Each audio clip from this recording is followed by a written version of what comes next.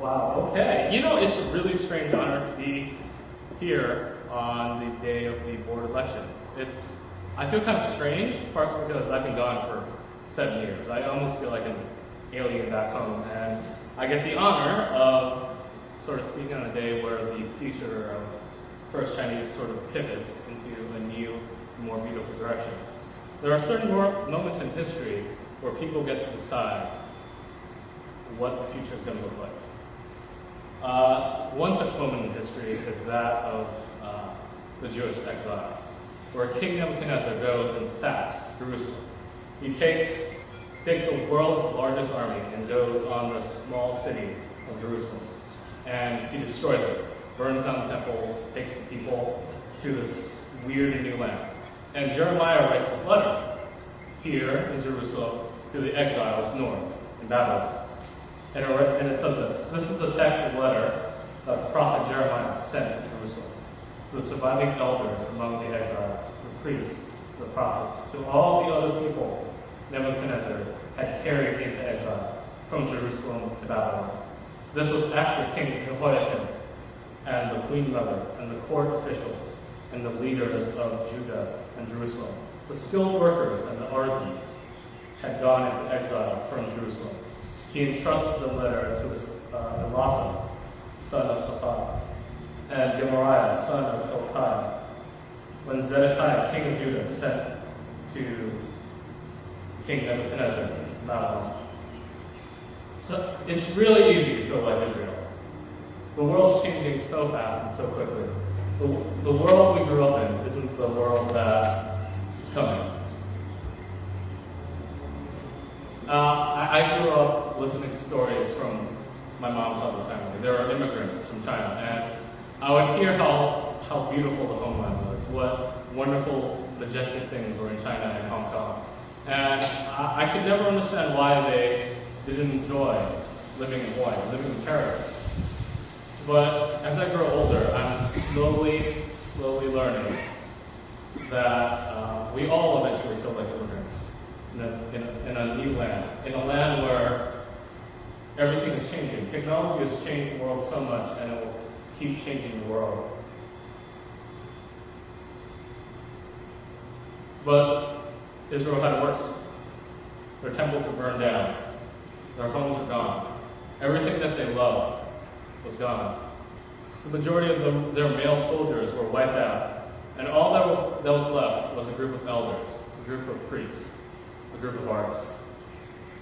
They were stripped of everything. A funny thing happens sociologically when people move to a new land, when people move to a new world. They tend to group together. They tend to find people that are like themselves and create little tribes, little burrows for themselves, where they can protect themselves, especially in danger. The goal is always to build the home that they left behind.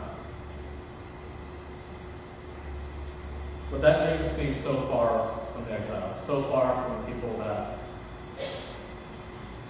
were enslaved by this tyrant of King Nebuchadnezzar, the most powerful man on earth. Given all that, Jeremiah probably gives the worst advice you can possibly give. This is what the Lord Almighty, the God of Israel, says to all those who are carried into exile from Jerusalem to Babylon. Build houses, settle down, plant gardens, and eat what they produce. Marry and have sons and daughters. Find wives for your sons, and give your daughters away in marriage, so that they may have sons and daughters of their own. Increase in number there. Do not decrease. Also seek the peace and the prosperity of the city to which I have carried you to. Pray to the Lord for it, for if it prospers, you too will prosper. This is what the Lord Almighty, the God of Israel, says. Do not let the prophets and the diviners among you deceive you. Do not listen to the dreams you encourage them to have, for they are prophesying lies to you in my name. I have not sent them, declares the Lord. God asks the Jewish people to make a decision that will change their future, to love the city they're in, to pray for the city they're in, to pray for the enemies that are enslaving them. He asked them not to listen to the false prophets because it's easy. It's easy to listen to people and tell you what you want to hear. He makes a statement that the future of this people, this covenant people, is here in Babylon, here in this strange and weird land where nothing seems quite right. I used to feel that for a long time. When I first moved to LA, it was such a weird and awkward transition for me. First of all, I never went to another church besides First Chinese, so going to other churches was a weird and new experience for me. Secondly, they don't know what slippers are. They keep calling them flip-flops, and I, for the life of me, can't understand why. The school I went to, Fuller Theological Seminary, would challenge pretty much every thought I had about Jesus, about life, about how ministry should be conducted in the world. There were days where I just wanted to be back home. I wanted to be back here, the First Chinese, with your lovely faces and your lovely smiles. But there was a day where I decided I couldn't just wallow in the past. I couldn't live on yesterday's bread. I needed to go and experience the city, learn what coffee was, and I discovered what coffee was, and I love it. And I drink coffee every day, and it's a horrible addiction. You should never do it. But I discovered what foreign films was. I discovered what working in a coffee shop was like. I discovered how God moves and works in different ways. I got involved with the church and eventually worked there. And it was one of the best experiences of my life. But it's funny. Every time a word from God comes down, a prophet is the person that speaks the imagination of God, that speaks the words of God into life. And Jeremiah has a hard time doing this. Jeremiah, by the way, full disclosure, Jeremiah is my favorite prophet. And Jeremiah gets beaten. He gets beaten more than Paul gets beaten up. He gets beaten by the high priest. But he can't not say what God has told him. And there are so many different voices. When oppositions and troubles come, there are always different voices that tell you different things, that tell you what you want to hear, tell you different opinions. Some of those voices are really bad. But one thing I've learned is that those voices give nuance to the challenges that you're facing. The different prophets that challenge Jeremiah ask important questions that need to be answered. When are we going to go back to the place that we came from? Why in the world are we here? How is justice going to come to the city? And God answers that in verse 10. This is what the Lord says. When 70 years are complete for Babylon, I will come to you and fulfill my good promise to bring you back to this place. For I know the plans that I have for you, declares the Lord. Plans to prosper you and not to harm you. Plans to give you a future and a hope. Then you will call on me and come and pray to me, and I will listen to you. You will seek me and find me. When you seek me with all your heart, I will be found by you, says the Lord. And will bring you back from captivity and gather you from all the nations and the places where I have banished you, declares the Lord. And will bring you back to a place which I carried you in exile. This is probably one of the most famous verses in the Bible. If you ever go to a Christian bookstore, you will see bookmarks and posters with this verse on it. And I love this verse. It's one of my life verses. But I think the thing we forget is the part that comes before it, that it will take 70 years. The tragic thing is, the people, 70 years is a long time ago. Well, it's a long time now, it was a long time then. When the people who read that letter, they are not going to get to the promised land. God's promise to them extends far beyond themselves. It extends to their children. It extends beyond the borders of their tribe. But the weird thing is, those kids that are coming back to the land of Jerusalem, it won't feel like home. It won't feel like home because Babylon is their home. God asked them to make Babylon their home. And they're coming back, and they're going to have to learn how to make Jerusalem their home again. Honestly, I'm learning how to do that stuff. I'm learning how to make Hawaii my home again. I lived in LA my home for 7 years. I learned how to do ministry there. I learned about theology there. I made a lot of great friends and met a lot of great people. I've accomplished a lot there. But some part of my heart was telling me that I needed to move back here. I needed to bring what I learned back to Hawaii and do something beautiful. But it's strange, being back home, being a foreigner in a place we grew up in. Hawaii is different. I walked around this morning, and there are new buildings that I didn't know about. There are new people on the sidewalk. There are new shops, and I feel like a stranger.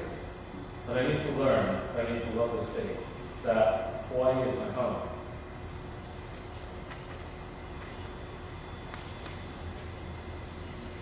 Now, that's the plans that God has. I don't know what God has planned for me in the future. I honestly don't know what God has planned for us Chinese. But I do know this. The word for plan that's used in Jeremiah is also interchangeable with the idea of thought. Not just any thought. Well, the word thought was eventually translated into plans by theologians years ago, because when God thinks something, it happens. But that word for thought, that word for plan that's used is also the word for plotting, the word for design. When a sculptor designs a statue, he plans it. When a writer plots a script, he plots it with that word. It's this idea that God's plans are not some sort of itinerary, they're not some sort of project plan. God asked us to join in his imagination, to join in what he can imagine. It's so weird, because the story begins with a group of artists, a group of elders. And they're asked to live in the city, to build, to be workers in the city. And God says things will change. But I have no idea how it will change. It's not like they have military power. It's not like they have the influence to do that. But God makes the controversial and crazy statement that the beauty they create, that the beauty that these artists and poets and leaders of this group can create is far more powerful than any military intervention that could happen. Jeremiah makes a statement that we need to join in this conversation, and we need to change it.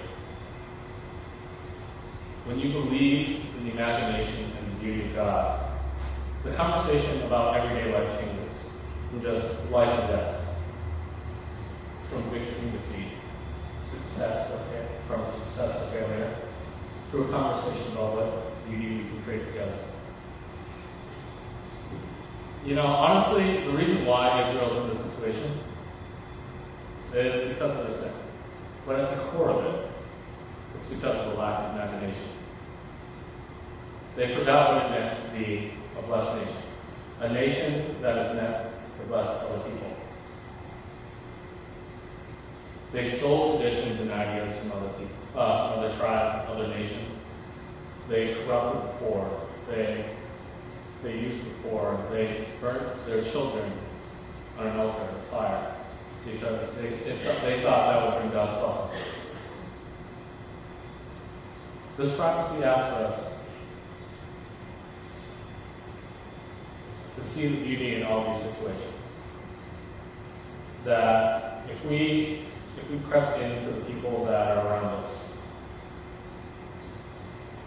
that something beautiful can happen, that lives can be changed. And the funny thing is, the end of 2 Chronicles that was read is actually the end of the Hebrew Bible. That the very last verse is this. The very last verse of the Hebrew Bible says this. The Lord, the God of heaven. And this is from King Tyrants, the king of Persia, who comes out of the east magically and defeats the Babylonians, and says this. The Lord, the God of heaven, has given me all the kingdoms of earth, and he has appointed me to build a temple for him at Jerusalem in Judea. Any of his people among you may go up, and may the Lord be their God, be with them. God's story is wild. The plot is unknown, and that's the fun part.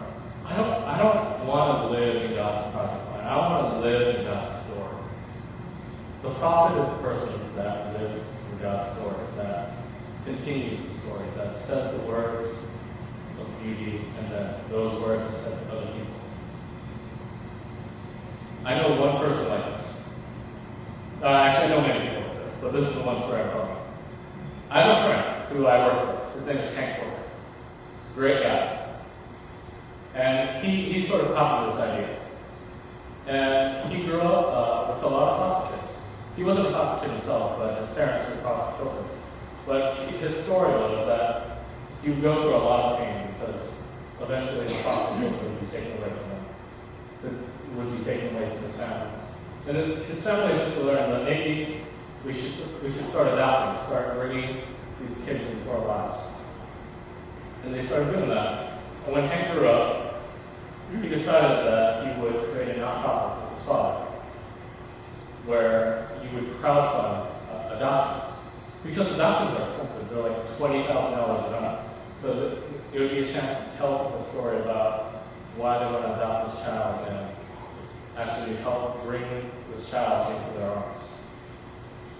And he thought it would be a good idea to create a holiday called World Adoption Day. Which is weird because he thought there would be an adoption day, but there isn't. There isn't a World Adoption Day.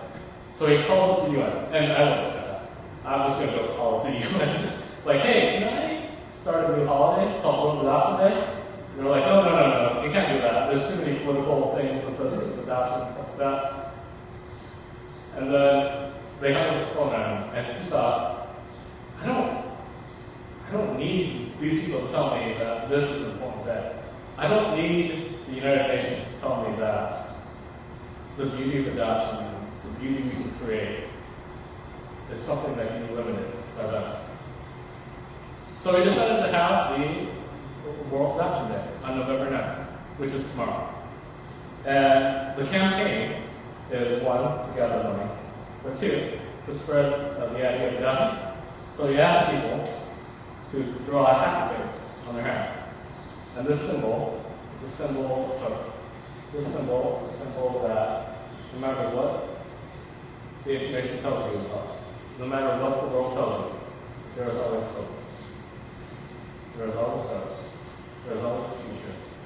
All you have to do is go in the imagination of God. All right. Thank you guys.